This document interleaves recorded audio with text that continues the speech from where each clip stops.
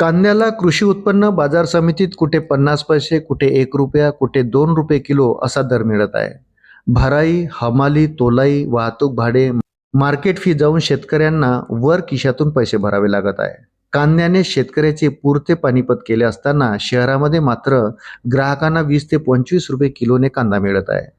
नाशिकच्या सटाणा कृषी बाजार उत्पन्न समिती शेतकरी जितेंद्र साळुंके यांच्या कांद्याला 50 पैसे किलो दर मिळाला.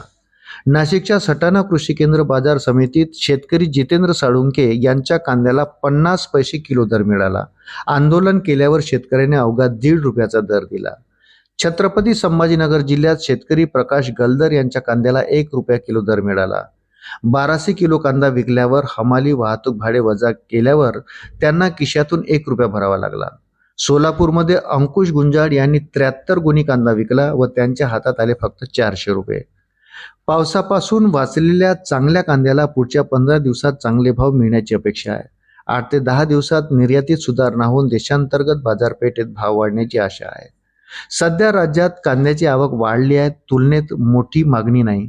काही ठिकाणी अवेळी पावसामुळे कांद्याची प्रतवारी खराब झाली आहे. मध्य प्रदेशातही पावसाचा कांद्याला फटका बसला आहे. प्रतवारी करताना व्यापाऱ्यांना 10 ते 15% माल बाजूला काढावा लागतो. तापमान वाढल्याने कांदा खराब होण्याचे प्रमाण वाढले आहे. परदेशात कांद्याला सध्या मागणी नाही. कांदा पाणी सोडत असल्याने परदेशात माल पाठवणे मोठा धोका पत्करण्यासारखे आहे. तेथे कांदा पोहोचेपर्यंत खराब झाला तर पैसे मिळणार नाही. युद्धकाळात अनेक देशांमध्ये कांदा पोहोचण्यास उशीर झाला, त्यातून निर्यातदारांना फटका बसला.